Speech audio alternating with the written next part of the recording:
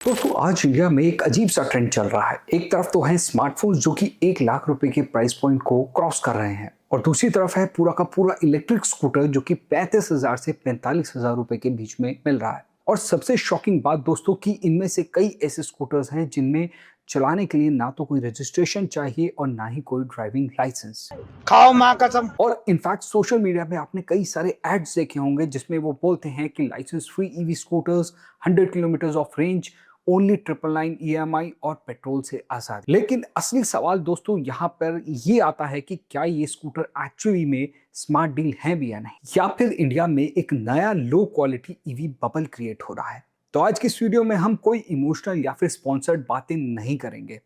हम logically break down करेंगे कि ये स्कूटर्स इतने चीप कैसे हैं, क्या 40,000 में आपको जेन्युइनली एक अच्छा ईवी मिल सकता है, क्या इसमें सेफ्टी रिस्क है और क्या बैटरी बैकअप इनका ये जो बोलते हैं ये फेक होता है, और सबसे इंपॉर्टेंट दोस्तों कि किन लोगों को ये जो 40-45,000 के स्कूटर्स हैं ये बाय करने चाहिए और किसको बिल्कुल भी बाय नहीं करना। चलिए वीडियो को शुरू करते हैं। मैं हूं सौरभ और आप देख रहे हैं ऑल अबाउट ईवीज। दोस्तों मैं एक रिक्वेस्ट करना चाहूंगा कि वीडियो को एंड तक जरूर देखना, क्योंकि अगर आपने एक गलत ईवी चूज कर लिया तो कहीं ना कहीं आप जो पैसे बचाने की सोच रहे हैं कि इतना पैसा पेट्रोल के कंपैरेटिव बच जाएगा, तो कहीं ना कहीं वो पैसा बाद में आपकी बैटरी कॉस्ट यानी कि बैटरी रिप्लेसमेंट कॉस्ट में या फिर स्कूटर के रिपेयर कॉस्ट में चला जाएगा, तो समाव वो एक स्मार्ट डील नहीं रह जाएगी। दोस्तों सबसे पहले ये समझते हैं कि आखिर में 40,000 की ईवी पॉसिबल कैसे है, क्योंकि नॉर्मली अगर आप देखेंगे एक ब्रांडेड इलेक्ट्रिक स्कूटर यानी कि ओला, एथर, टीवीएस, बजाज, ये लगभग 90,000 से 1.5 लाख रुपए तक के प्राइस पॉइंट में आता है। और अब यहाँ पर एक आपको 40,000 रुपए में एक स्कूटर मिल रहा है जो कि 100 किलोमीटर की रेंज क्लेम कर रहा है। अब ये इतने सस्ते हैं कैसे? तो इसका आंसर है लो स्पीड ईवी कैटेगरी। इंडिया में एक स्पेशल कैटेगरी एग्जिस्ट करती है जिसमें आपकी जो टॉप स्पीड होती है स्कूटर्स की वो होती है मैक्सिमम 25 किलोमीटर पर आवर, और मोटर पावर जो होती है वो बिलो 250 वॉट होती है। अगर ये स्कूटर्स में ये दोनों कंडीशन फुलफिल होती है, मतलब इन दोनों स्कूटर्स में मैक्सिमम आपको एक स्कूटर में 25 की टॉप स्पीड मिलती है और 250 वॉट की मोटर पावर मिलती है, तो उस केस में आपको आरटीओ रजिस्ट्रेशन की ज़रूरत नहीं होती, नंबर प्लेट की ज़रूरत नहीं होती और ड्राइविंग लाइसेंस की भी ज़रूरत नहीं है। और इनफैक्ट आपने हेलमेट भी नहीं पहना तो भी कोई रिक्वायरमेंट नहीं है, पुलिस आपका चालान नहीं कर सकती। अब आप सोच रहे होंगे कि 40,000 के स्कूटर में ये लोग क्लेम करते हैं कि 80 किलोमीटर की पर टॉप स्पीड, 60 किलोमीटर की टॉप स्पीड। तो मैं आपको बता दूं ये एक स्कैम होता है जो कि गवर्नमेंट को बेवकूफ बनाते हैं। गवर्नमेंट कहती है कि 25 किलोमीटर पर आवर से ऊपर की अगर आपकी स्पीड है तो आपको ये लाइसेंस की रिक्वायरमेंट है, मतलब रजिस्ट्रेशन प्लेट की जरूरत है। अब ये लोग क्या करते हैं, इको मोड में, जो कि इनके स्कूटर में 3 मोड होते हैं, इको मोड में स्कूटर को डालते हैं जिससे कि इनकी टॉप स्पीड 25 किलोमीटर की हो जाती है और वहां से ये नॉन आरटीओ का अप्रूवल ले लेते हैं। और फिर आपको जो सेल करते हैं ये बोल के कि इको मोड में तो हमारी 25 की मैक्सिमम स्पीड है लेकिन बाकी मोड्स में ये स्पीड ये बढ़ा देते हैं, फिर भी ये कहीं ना कहीं 40, 50 या 60 की टॉप स्पीड पर चलते हैं स्कूटर। एनीवेज इस लूप होल लाइक कैटेगरी की वजह से मार्केट में जो लो कॉस्ट जो स्कूटर्स हैं ये काफ़ी ज़्यादा फ्लड हो रहे हैं। और ऑनेस्टली ये कैटेगरी कई बार मुझे ऐसा लगता है कि यूजफुल भी है। फॉर एग्जाम्पल अगर आप बात करें कि सोसाइटी यूज़ में आपको जहाँ 25 या 30 किलोमीटर की टॉप स्पीड से काम चल जाता है, वहाँ पर ये बहुत अच्छा फिट इन हो जाते हैं। दूसरा, आपको नियर बाय मार्केट जाना है तो भी आपको ज़्यादा स्पीड की ज़रूरत नहीं है, तो भी बहुत अच्छा चलते हैं। ट्यूशन में कम्यूट करना है, छोटा सा स्पेस है, 1 किलोमीटर पे पास में है और धूप ज़्यादा, तो कहीं ना कहीं ये स्कूटर्स बहुत अच्छे से फिट इन होते हैं। स्मॉल टाउन मोबिलिटी के लिए अच्छे हैं। फैक्ट्री कैंपस में एक फैक्ट्री ने एक जगह से दूसरी जगह आपको मूव इन करना है तो भी ये स्कूटर्स बहुत अच्छा फिट इन होते हैं। और सबसे बड़ी बात, डिलीवरी राइडर्स के लिए, जो local delivery Riders with in 1 kilometre में जो आपको 5 मिनट्स डिलीवरी देते हैं, उनमें ये स्कूटर्स बहुत अच्छे से परफेक्ट फिट बन जाते हैं। अब यहाँ तक तो सब कुछ आपको लॉजिकल लग रहा है, लेकिन प्रॉब्लम दोस्तों तब शुरू होती है जब कंपनीज अनरियलिस्टिक प्रॉमिस कर देना शुरू कर देती हैं, क्योंकि इनके पीछे कोई बड़े ब्रांड्स तो है नहीं। आपने अक्सर एड्स में देखा होगा 120 किलोमीटर की range, fast charging, best battery, runs at ₹0.15 पैसा पर किलोमीटर। लेकिन जो रियलिटी है वो काफ़ी डिफरेंट होती है, क्योंकि 40,000 के प्राइस पॉइंट में मैन्युफैक्चर को एग्रेसिवली कॉस्ट कटिंग करनी पड़ती है। और कॉस्ट कटिंग मोस्टली कैसे होती है, आप देखेंगे कि बैटरी क्वालिटी को रिड्यूस कर दिया जाता है, ब्रेक्स की क्वालिटी जो है वो बहुत ज़्यादा बढ़िया नहीं होती, सस्पेंशन और टायर्स में जो क्वालिटी आपको देते हैं वो बहुत वीक होती है। चीपर क्वालिटी का जो चार्जर ये लोग प्रोवाइड करते हैं और वायरिंग तो ऑब्वियसली बहुत ज़्यादा चीप होती है। तो कहीं न कहीं इन सब चीज़ों में कॉम्प्रोमाइज़ करके ये स्कूटर की कॉस्ट को 40,000 तक के प्राइस पॉइंट पे ले आते हैं। और सबसे बड़ा इशू दोस्तों तब होता है जब आपका जो कॉम्प्रोमाइज़ है वो बैटरी पर होता है। क्योंकि अच्छी अगर मैं लिथियम आयन बैटरी की मैं बात करूँ तो वो काफ़ी ज़्यादा एक्सपेंसिव होती है। और इसीलिए जो अल्ट्रा चीप स्कूटर्स होते हैं जैसे 25,000 30,000 इनमें आपको ज़्यादातर केसेस में या तो बहुत छोटी बैटरी देखने को मिलती है या फिर लो ग्रेड सेल्स यूज़ किए जाते हैं बैटरी में। और ये कहीं न कहीं आपको काफ़ी एग्ज़ैगरेटेड रेंज क्लेम कर देते हैं बाद में कि आपकी जो बैटरी है वो 100 किलोमीटर्स चलेगी, लेकिन एक्चुअली वो 40-50 किलोमीटर्स ही चलती है। और कुछ चाइनीज़ बैटरीज़ आती हैं जो कि आई थिंक 10-15,000 में भी आती हैं या फिर उससे भी कम में आती हैं। अब उनमें सबसे बड़ा प्रॉब्लम होता है कि वो चल जाएँ तो चल जाएँ, नहीं चले तो बिल्कुल ना चले और इनफैक्ट वो ज़्यादा जो है फटने के चांसेस उन बैटरीज़ में सबसे ज़्यादा होते हैं। तो इसीलिए वो बैटरीज़ तो मैं बिल्कुल भी रिकमेंड नहीं करूँगा लेने के लिए। अगर आप एक सस्ता स्कूटर लेते हैं उसमें अगर ब्रांड बोल रहे हैं लिथियम आयन बैटरी जो कि 3 इयर्स की वारंटी फिर भी थोड़ा बहुत सोचा जा सकता है। लेकिन चाइनीज़ बैटरी तो बिल्कुल भी यूज़ मत कीजिए। अब एक एग्जाम्पल की बात करते हैं। अगर स्कूटर में 1.2 से 1.5 किलोवाट आवर की बैटरी है, तो कहीं न कहीं आप देखेंगे कि रियलिस्टिक रेंज जो है वो 45 से 70 किलोमीटर के अराउंड होता है। लेकिन ये मार्केटिंग गिमिक ऐसा करते हैं कि बोलते हैं कि आपके स्कूटर की जो रेंज है वो 100 किलोमीटर्स के पास जाएगी, लेकिन ऐसा बिल्कुल भी नहीं होता। और अब आप कहेंगे कि ओला जैसे ब्रांड या बाकी ब्रांड्स भी तो ये क्लेम करते हैं, लेकिन बाकी ब्रांड्स में जो टेस्टिंग होती है वो कहीं न कहीं रियलिस्टिक है। अगर वो 180 क्लेम कर रहे हैं तो वो स्कूटर कहीं न कहीं 150 चल रहा है या 130 चल रहा है या 120 चल रहा है। लेकिन ये स्कूटर्स में एक्चुअली क्लेम रेंज के अराउंड बिल्कुल भी नहीं होता क्योंकि बैटरी सेल्स की पोटेंशियल इतना नहीं, बैटरी डेंसिटी उतनी नहीं है। अब अगर मैं आपको बताऊँ कि रियल वर्ल्ड कंडीशंस में कौन-कौन से ऐसे फैक्टर्स हैं जो एक्चुअली रेंज को इफ़ेक्ट करते हैं। वो होता है वेट, रोड कंडीशन कैसी है, ट्रैफिक, पिल एंड राइडर अगर आपके पीछे कोई राइडर बैठा है तो भी रेंज में बहुत ड्रॉप देखने को मिलता है। बाहर का टेम्परेचर अगर बहुत ज़्यादा गर्म है तो भी रेंज में ड्रॉप देखने को मिलता है। और बैटरी एजिंग वो बहुत बड़ा फैक्टर है। वो भी बहुत जल्दी जो बैटरी हेल्थ है इन बैटरीज़ की जो लोकल होती है इनकी बहुत जल्दी डिग्रेड हो जाती है। 1 से 2 या 3 साल मैक्सिमम ये चल पाती हैं। ये सारी चीज़ें जैसे मैंने आपको बताया ये रेंज को इफ़ेक्ट करती हैं, इनफैक्ट रिड्यूस कर देती हैं। और इंडिया की गर्मी ऑलरेडी बैटरी एफिशिएंसी को बहुत तेज़ी से इफ़ेक्ट करती है। तो ये कहीं न कहीं रीज़न है, इस वजह से मैं इन बैटरीज़ के फ़ेवर में बिल्कुल भी नहीं हूँ। अब आते हैं दोस्तों सबसे इम्पोर्टेंट टॉपिक यानी कि सेफ्टी। देखो हर चीप स्कूटर डेंजरस नहीं होता, लेकिन प्रॉब्लम ये है कि इंडिया में ईवी मार्केट जो है अभी हाईली फ्रेगमेंटेड है।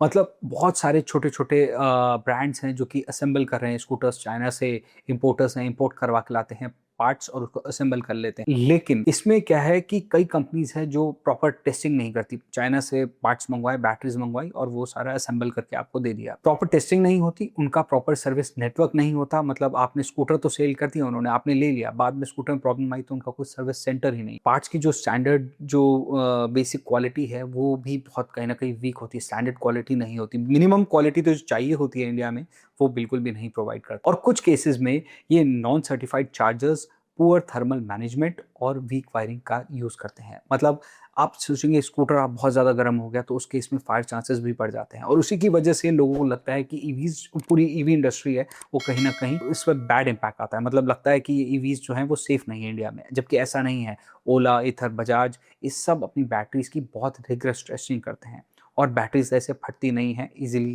डैमेज भी नहीं होती।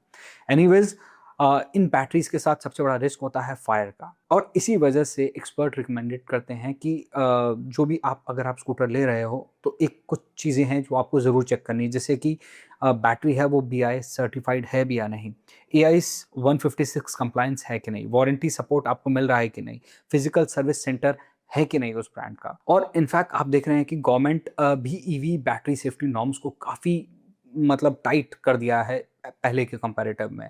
क्योंकि मल्टीपल थर्मल इंसिडेंट इंडिया में हुए हैं जैसे कि स्कूटर में आग लग गई है या कुछ हुआ है तो पास के कंपैरेटिव अब गवर्नमेंट की जो रूल्स हैं सेफ्टी नॉर्म्स ये बहुत टाइट हो चुके हैं। और एक और हिडन प्रॉब्लम है दोस्तों कि चीप स्कूटर्स की जो ब्रेकिंग जो सेटअप है वो ऑफन बहुत बेसिक होता है। 25 किलोमीटर की पर आवर की जो टॉप स्पीड है लो स्पीड स्कूटर्स उनमें तो फिर भी चल जाता है, लेकिन कई ब्रांड जैसे हैं जो कहीं न कहीं नॉन आरटीओ स्कूटर्स हैं 40, 50 या 70 की स्पीड भी टॉप स्पीड देते हैं, लेकिन ब्रेकिंग सेटअप उतना स्ट्रॉन्ग नहीं होता। क्योंकि ईवीज में एक्सेलरेशन आपने एक्सेलरेट किया बहुत जल्दी जाता है, और ब्रेक्स अगर इतनी फास्ट नहीं होंगी तो एक्सीडेंट के चांसेस बढ़ सकते हैं। क्योंकि इंडिया में आपको वेट रोड्स देखने को मिलेंगी, पॉट होल्स बहुत सारे हैं, सडन ब्रेकिंग की रिक्वायरमेंट हो जाती है, कोई भी कहीं से आ जाता है, ओवरलोडिंग भी आप लेके चलते हो, तो कहीं ना कहीं ब्रेक्स तो एक स्टैंडर्ड क्वालिटी की होनी चाहिए। इनफैक्ट अभी आप देखेंगे ओला वगैरह ये सब ब्रांड्स जो हैं मोस्टली डिस्क ब्रेक देते हैं, वो भी रियर और फ्रंट दोनों में। तो मेरे हिसाब से अगर बात करें तो चीप ईवी स्कूटर का सबसे बड़ा इशू जो है दोस्तों, वो बैटरी नहीं है, बैटरी तो फिर भी 1% के लिए मैनेज होगी, वो है आफ्टर सेल्स सर्विस। आज बहुत सारे ब्रांड इंस्टाग्राम एड चला रहे हैं, लोकल डीलर्स जो हैं वो अपॉइंट कर रहे हैं और एग्रेसिव प्राइसिंग दे रहे हैं स्कूटर्स पर, लेकिन 1 से 2 साल के बाद में वो डीलर्स जो हैं वो डिसअपियर हो जाएंगे, गायब हो जाएंगे, स्पेयर पार्ट्स जो हैं वो आपको मिलने बंद हो जाएंगे, वारंटी जो है वो अनक्लियर हो जाएगी, बैटरी रिप्लेसमेंट जो कॉस्ट है वो कहीं ना कहीं एक्सपेंसिव हो जाएगी। तो उस केस में आपकी जो सेविंग्स है, जो पेट्रोल स्कूटर के कंपेरेटिव आपने जो सेविंग करी, वो कहीं ना कहीं उसी में चली जाएगी। तो कहीं ना कहीं वो वैल्यू फॉर मनी नहीं नजर आते। और ईवी में बैटरी जो है, जैसे मैंने बताया, सबसे एक्सपेंसिव कंपोनेंट होता है। तो अगर आपको 40,000 के स्कूटर में बैटरी 2 से 3 साल में आपको चेंज करनी पड़ती है, तो रिप्लेसमेंट कॉस्ट कहीं ना कहीं, अच्छी बैटरी लिथियम आयन की बैटरी की बात कर रहा हूँ, तो 20 से 30,000 तक भी जा सकती है। तो कहीं ना कहीं स्कूटर का 80% या 70% कॉस्ट जो है वो बैटरी है। वो डिपेंड करता है कि आप बैटरी जो है कौन सी केमिस्ट्री की ले रहे हैं और उसकी कैपेसिटी कितनी है, उस हिसाब से आपकी बैटरी की कॉस्ट होती है। मतलब कि हर स्कूटर की जो पूरी कॉस्ट है उसकी 70% जो कॉस्ट है वो बैटरी की होती है। इसीलिए सिर्फ चीप परचेज प्राइस देखना कि मतलब बहुत स्कूटर सस्ता है, वो एक डेंजरस डिसीजन हो सकता है। क्योंकि एक्चुअल ईवी को आप खरीदते हैं अगर सेविंग्स करने के पॉइंट ऑफ व्यू से, तो टोटल ओनरशिप एक्सपीरियंस देखना बहुत इंपॉर्टेंट हो जाता है। अब सबसे बड़ा सवाल दोस्तों ये आता है कि क्या ये स्कूटर्स स्कैम हैं? तो मेरा आंसर है नहीं, हर वक्त ये स्कैम नहीं हो सकते, लेकिन प्राइमरी स्कूटर रिप्लेसमेंट भी नहीं है for most of the Indian Riders. मतलब ऐसा नहीं कि यही स्कूटर लेके आप प्राइमरी स्कूटर बना लें। तो मैं आपको एक सिंपल एग्जांपल से समझाता हूँ।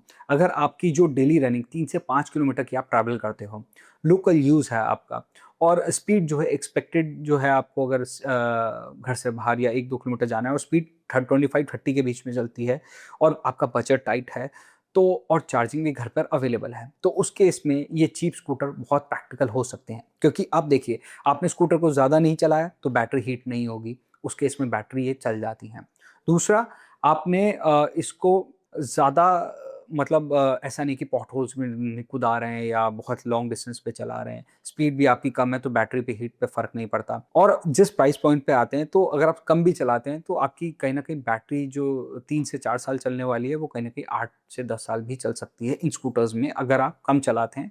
तो कहीं न कहीं आपकी यूज़ केस के ऊपर ये स्कूटर अगर डिपेंड करता है। अगर आपका यूज़ केस है इस लेवल का, तो कहीं न कहीं ये प्रैक्टिकल डिसीजन बन जाते हैं। स्पेशली अगर आप स्टूडेंट हैं, आप एक सीनियर सिटीज़न हैं जिनको थोड़ा-सा ट्रैवल करना है, और अगर आप छोटे टाउन में रहते हैं, एक जगह से दूसरी जगह जाना है, ज़्यादा नहीं चलाना इन्हें, और लोकल डिलीवरी पार्टनर्स हैं, अगर उसमें यूज़ लेते हैं, तो कहीं न कहीं ये स्कूटर एक प्रैक्टिकल यूज़ केस बन जाते हैं, आप चला सकते। तो ये कहीं न कहीं इकोनॉमिकल ऑप्शन भी बन जाते हैं। अब ये ऐसा क्यों मैं बोल रहा हूँ? क्योंकि इनकी जो रनिंग कॉस्ट है वो जेन्युइनली बहुत लो होती है। अगर आप पेट्रोल स्कूटर को देखें तो वो 2 से 3 रुपए पर किलोमीटर की कॉस्ट करता है, और लो स्पीड ईवी कहीं न कहीं आपको 30 पैसा से 50 पैसा पर किलोमीटर की कॉस्ट आपकी इलेक्ट्रिसिटी की आती है इनको चार्ज करने में, और मेंटेनेंस भी बहुत लोअर होती है। क्योंकि आप इसमें ज़्यादा कम्यूट तो कर नहीं रहे। आपका फैमिली का ये प्राइमरी व्हीकल भी नहीं है, आपको ज़्यादा कि फैमिली को लेके आप लॉन्ग रूट पे जा रहे हैं, तो कहीं न कहीं बैटरी की स्ट्रेस भी नहीं आ रहा। हाईवे भी आप यूज़ नहीं कर रहे, तो भी ये कहीं न कहीं फैक्टर्स आपको इफ़ेक्ट करते हैं। अगर आपका ये सब फैक्टर्स हैं, आपका हाईवे ड्राइविंग है, आपका मेन स्कूटर आपको 10 साल तक रखना है, तो कहीं न कहीं मैं आपको क्लियर बोलूँगा कि आप ओला, ईथर, बजाज इन ब्रांड्स की तरफ जा सकते हैं। तो इस केस में तो अल्ट्रा जो चीप स्कूटर हैं उनको आप अवॉइड ही करें। तो अगर आप फिर भी समहाउ दोस्तों, अगर आपकी यूज़ केस के हिसाब से ये स्कूटर आप परचेज़ करने की सोच रहे हैं, तो कुछ आप पॉइंट्स हैं जिनको आप कंसीडर कर सकते हैं। चेकलिस्ट आप कह सकते हैं इसे, जैसे कि बैटरी सर्टिफ़िकेशन। अगर आप एक स्कूटर ले रहे हैं 40 से 45 हज़ार रुपए का, तो आप बैटरी के सर्टिफ़िकेशन के लिए आप बीआईएस सर्टिफ़ाइड है या नहीं, ये आप अपने डीलर से पूछ सकते हैं। एआईएस 156 कंप्लाइंट है या नहीं, ये पूछ सकते हैं। आप पूछ सकते हैं बैटरी की केमिस्ट्री के बारे में, क्योंकि लिथियम आयन जो बैटरीज़ हैं वो ज़्यादा प्रेफ़रेबल होती हैं एज़ कम्पेयर टू लेड जो पुरानी लेड एसिड बैटरीज होती थी उनके कंपैरेटिव आपको लिथियम आयन बैटरी मिल रही है, तो आप ज़्यादा अच्छे से कंसीडर कर सकते हैं। लेड एसिड बैटरीज चीप होती हैं बट ये काफ़ी हैवी होती हैं, इनका जो लाइफ स्पैन होता है वो बहुत कम होता है और ये चार्जिंग जो है वो आपको फास्ट नहीं मिलती, बहुत स्लो चार्जिंग करनी पड़ती है। तीसरा अब एक पॉइंट आप कंसीडर कर सकते हैं वो है वारंटी। मिनिमम आप 3 साल की बैटरी वारंटी तो आपको अगर मिल रही है तो ही आप कंसीडर करें। मोटर वारंटी भी आपको मिल रही है तो आप ये स्कूटर्स कंसीडर कर सकते हैं। तीसरा अब नेक्स्ट पॉइंट जो आ जाता है दोस्तों वो है सर्विस नेटवर्क। गूगल मैप्स पर चेक करो कि एक्चुअल सर्विस सेंटर एग्जिस्ट करता भी है या नहीं। और कहीं ना कहीं जो रियलिस्टिक रेंज है दोस्तों वो भी कहीं ना कहीं 60 to 75% के अराउंड आप एज्यूम करो, जो ये क्लेम कर रहे हैं उसके अराउंड ही आपको मिलने वाली है। दूसरा, आपको चार्जर क्वालिटी देखनी है कि ये चीप चार्जर जो है वो बहुत लो क्वालिटी का तो नहीं है, वो एक मेजर रिस्क बन सकता है क्योंकि अक्सर चार्जिंग के वक्त ये चार्जर जो हैं हीट हो जाते हैं और ख़राब भी हो जाते हैं। नेक्स्ट है दोस्तों spare part availability. Tyre, brakes, brake pad, controller availability की ये जो है ये जो पार्ट्स हैं इनकी अवेलेबिलिटी चेक करो कि अवेलेबल है नहीं। और सबसे इम्पोर्टेंट दोस्तों कि टेस्ट राइड करो, आप चला कर देखो, आपको लगता है कि यार ये इतनी लो क्वालिटी है तो प्लीज़ मत खरीदो। तो अब बात करते हैं दोस्तों फाइनल कंक्लूजन की। 40,000 रुपये का ईवी स्कूटर ना तो कंप्लीटली स्कैम है, ना ही कोई एक मैजिकल प्रोडक्ट है। ये बेसिकली एक urban short distance mobility tool है। मतलब कि अगर आपको रियलिस्टिक एक्सपेक्टेशन के साथ इसे बाय करते हो तो ये एक यूजफुल टूल बन सकता है आपके लिए। लेकिन अगर आप cheap premium EV experience expect कर रहे हो तो ये आपको डिसअपॉइंट 100% करने वाला है, क्योंकि इंडिया का ईवी मार्केट अभी एक ट्रांजिशन फेज में है और इसी फेज में स्मार्ट बायर वही हैं जो सिर्फ प्राइस नहीं देख रहे, वो लॉन्ग टर्म रिलायबिलिटी भी देख रहे हैं। और मैं तो आपको पर्सनली रिकमेंड करूंगा कि अगर आपका यूज केस जैसे मैंने आपको बताया कि शॉर्ट डिस्टेंस है, कम चलाना है, ज़्यादा लोड नहीं लेना, बिठाना नहीं है, तो और आपको मतलब 1 या 2 किलोमीटर पर डे चलाना है तो बहुत अच्छा है। तो उस केस में आप इसे कंसिडर कर सकते हो सिंगल ड्राइविंग उसमें। लेकिन अगर आपको लॉन्ग टर्म चाहिए कोई स्कूटर तो आप प्लीज ब्रांडेड स्कूटर पर ही जाओ। तो अब आप कमेंट में बताओ दोस्तों कि क्या 40,000 रुपए का ईवी स्कूटर बाय करना वर्थ इट है या नहीं। और उम्मीद करता हूं जो वीडियो में मैंने इन्फॉर्मेशन दी है वो आपको अच्छी लगी होगी। और अगर आपको इन्फॉर्मेशन अच्छी लगी है तो वीडियो को लाइक करें, चैनल को सब्सक्राइब करें। मिलते हैं आपसे नेक्स्ट वीडियो में, तब तक के लिए धन्यवाद। Drive safe, stay electric. Thank you.